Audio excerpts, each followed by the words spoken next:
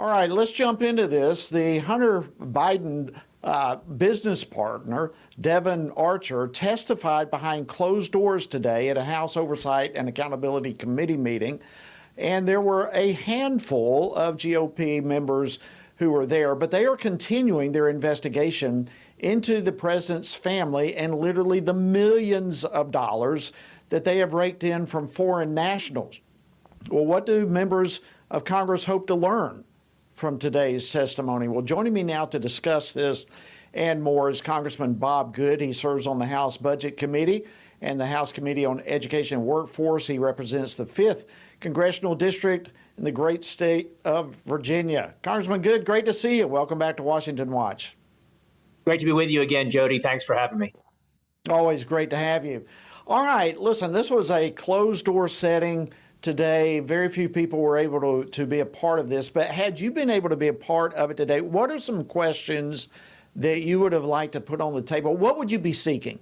What will you be looking for today in the Hunter Biden, actually the Devon Archer probe today? Well, as you know, this is about President Biden. It's not about Hunter Biden. He is small potatoes. He's a side issue. He's a distraction. He may be the vehicle through which the Biden crime family operated, or the president was involved in these corrupt business dealings. And as you know, we may be on the verge of the biggest political scandal in the history of the country. Certainly not in modern times has our own president been accused of bribery, perhaps even treason, corruption, influence peddling. What did the Biden family do in exchange for millions of dollars from foreign entities, from Ukraine, China, Russia, Romania, and so forth? And how has it impacted policy? So what I would have liked to ask Mr. Archer is, what did the president know? When did he know it? How involved was he? How many times was he included in these phone calls? What was his input and involvement? What did Mr. Archer see? What did he hear? What did he observe? What was his firsthand witness account? I can't help but think that all those questions were put on the table.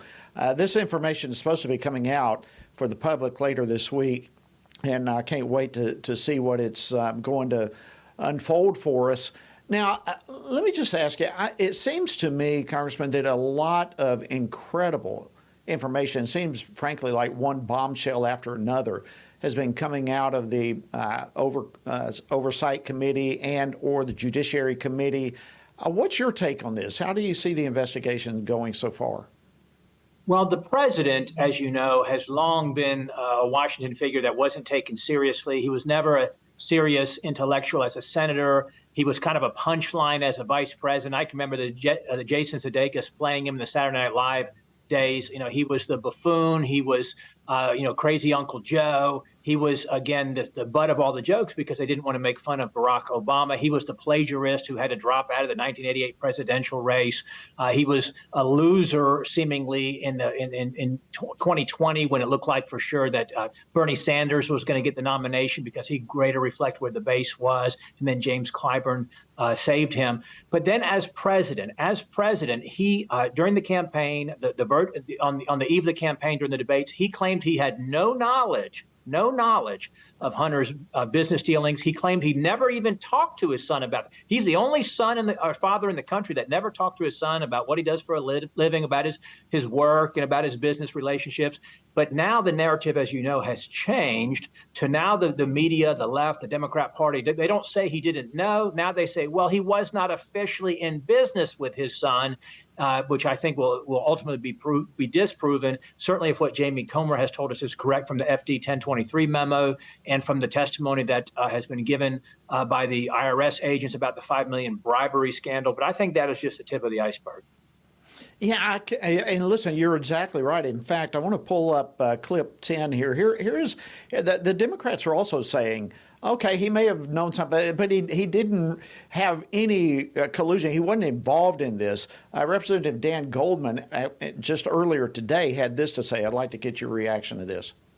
And unless there's any evidence, and we have seen none, and we have heard a lot of accusations and we have seen no evidence, somehow connecting President Biden to anything that his private citizen son is doing, then we need to move on, and this investigation is a complete waste of time.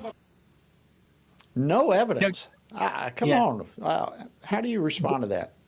I saw earlier today that Dwayne Goldman actually invoked the tragic death of Beau Biden during those remarks, as if somehow that had anything to do, I think, trying to obtain sympathy or to divert attention from the Biden crime family. But I will remind our viewers that it was Tony Bobulinski, another business partner of Hunter Biden, who testified, or I should say, gave interviews and reported himself that he met a couple of dozen times with Joe Biden, that Joe Biden was the big guy where they had to set 10% aside for him. And much of the media ignored Tony Bobulinski. So Devon Archer's testimony is really just consistent with what Tony Bobulinski told us, in 2020, 3 years ago. Yeah, great point. You know, and another issue in all of this, has anyone yet been able to explain what kind of services Hunter Biden was offering other than what you just referenced? He was selling access to the big guy, his dad. But otherwise, what services supposedly was he offering? And we have to ask what influence the Biden family's business dealings has had on Ukraine policy, where we sent $113 billion to Ukraine. Was that connected to the $10 million of bribery allegations? And how about China policy, the business dealings with China, corrupt business dealings with our adversary? How has that impacted that China is now considered a competitive partner instead of an adversary, as they were considered under the Trump administration? And this administration will not even criticize or confront China in any way. How's that been impacted by the corrupt business dealings of the Biden family? That's a question that must be answered. Absolutely. Well, let me go on. Just today, also, there were three of the House committees who launched an inquiry into Hunter Biden's sweetheart plea deal.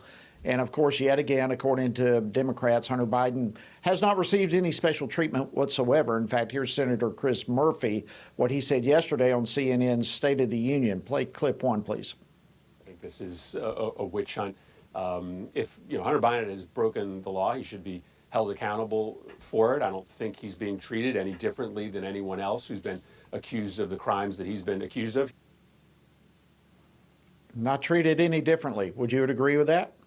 Certainly not. This administration, who wants to prevent everyone from obtaining a gun and wants to utilize and abuse the power of the government to go after citizens' rights, Second Amendment rights of law-abiding citizens, but somehow does not want to hold accountable Hunter Biden, who lied and committed a felony in his application to purchase a firearm. And then this sweetheart deal, as we learned about with this judge who had the courage, by the way, the courage to throw it out, to nullify it in effect, because the judge was not going to agree to some kind of immunity from all further prosecutions. Certainly the Biden crime family is being treated differently, Hunter Biden specifically here, and the lack of investigation or concern on the part of Department of Justice, Merrick Garland, for what's happening with this administration, with this family, with this president, it should be concerning to all Americans. It certainly should. Well, listen, if I can, Congressman, let me shift gears real quickly. Our time is rapidly running away from us, and I wanted to ask you about Senator Tuberville. He continues to just be the recipient of relentless attacks from the president and others for his stance for life. The president came after him just last week brutally in some of his speeches. Give me some of your thoughts on the senator's stand now that the Senate has passed an NDAA version of their own, the National Defense Authorization Act of their own. Give me some of your thoughts on Senator Tuberville and his incredible stance for life. Thank you, Senator Tuberville, for showing courage, for showing principle. All the senators should stand with him. To my knowledge, it's only been Senator Marshall and Senators Lee who've been with him on the Senate floor. I've walked over there with half a dozen of my colleagues, people like Andy Biggs and Eli Crane and Lauren Boebert and Chip Roy. We've walked over there when Senator Tuberville's been speaking on this issue, just to support him, to show solidarity that we're behind him. As you noted, in the NDAA, we stripped away funding, in the House version anyway, that we passed. We stripped away funding for abortion. And while the media and the Democrats have accused us of making culture war through the spending appropriations bills or the military appropriations and spending, really it was the Democrats who did that over the last 2 years. And all we're doing is trying to go back to the policies of the past. And that's what Senator Tuberville is trying to go back to, where we don't force people to pay with their tax dollars for abortion in our military or in our government. And I'm so much behind Senator Tuberville. I admire his courage and his resolve. It's not easy to stand up under that kind of pressure. It certainly isn't, and we've had him on here, and we're doing all we can to express our thanks and gratitude as well. And I just want to say to you and your colleagues who have gone and supported him Thank you as well. He needs it. He needs to be undergirded. He needs the people of this country praying for him right now as well. Real quickly, less than a minute left, but you serve on the House Budget Committee. Are Democrats, in your opinion, looking to use the appropriations process to continue pushing the abortion industry? Yes, they look at every issue, every spending bill, every area of government, every policy through an abortion lens and through a transgender lens, through a climate lens, through a racist lens, a diversity, equity, inclusion lens. So that's the four pillars for them: racism, transgenderism, abortion, and climate. And so what we are trying to do in the appropriations process is not only cut our spending, but eliminate those harmful policies. Congressman Bob Good, always great to see you, my friend. Thank you for standing firm, and thank you for joining us this evening on Washington Watch. Thank you. Great to be with you, Jody.